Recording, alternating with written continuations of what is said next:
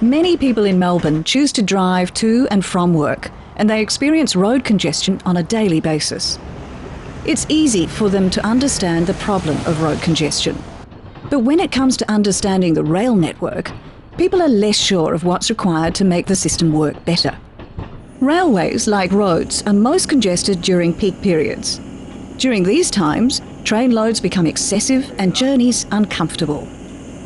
But how do we alleviate the peak crush? Firstly, we need to understand how Melbourne's train network operates. Melbourne's train network is radial, like spokes on a wheel. Early last century, the system was simple.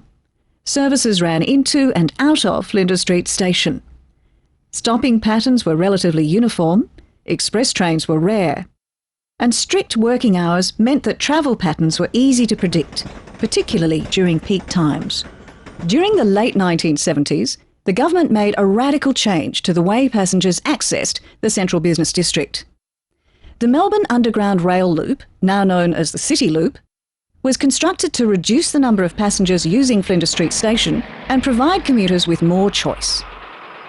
And to give those living in outer Melbourne a faster journey into the CBD, more express services were gradually introduced. These innovations led to a steady increase in patronage through the 1980s and 90s.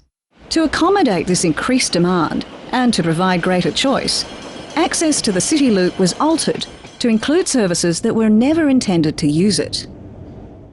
Train operations that were designed without conflicts in the 1970s now began to develop them as the system was stretched to meet passenger demand. Conflicts developed in particular where train paths crossed, and with express services having to share tracks and junctions with stopping all stations trains.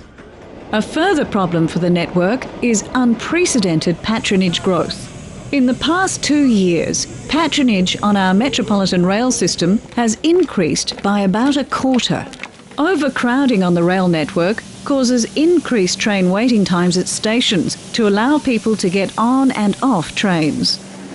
Increased waiting times means trains run further behind schedule. A domino effect is felt as following trains are held up. Melbourne's train system has served the city well for more than a century, but now our rail system is under increasing pressure. An important change is required in the way the train network operates, a change that will benefit current and future Melbourne Metropolitan rail customers. Significant improvements can be achieved through better train timetabling, the removal of problem train path conflicts, and increased service frequencies during off-peak times. The government and Metropolitan rail operator Connex will deliver these improvements in 3 stages over the next 12 months. In April, we are introducing additional services and better timetables to improve capacity and punctuality, particularly during the evening peak. Additional services will be added before, during and after the evening peak on a number of lines, as well as some new morning peak services. In November, we will make important improvements to the network by streamlining train operating patterns. Currently, where train paths intersect, where one train crosses the path of another, significant delays occur. By simplifying train paths, additional services can be added and Metropolitan train network performance can be significantly improved, which means increased service reliability for all train customers. These additional services are being made possible by investments in new staff and new maintenance facilities, allowing more trains on the tracks more often. After these changes are made, some customers may have to change trains to access the loop, but equally, others will be able to arrive at their destination without having to travel around the loop. And in the first half of 2009, we'll make further improvements to train timetables, including the introduction of more off-peak services. These new initiatives are part of the plan to improve Metropolitan rail service performance and reliability. These improvements build on the significant investments in Metropolitan rail infrastructure the government committed to in its 10-year, $10.5 billion transport blueprint, Meeting Our Transport Challenges.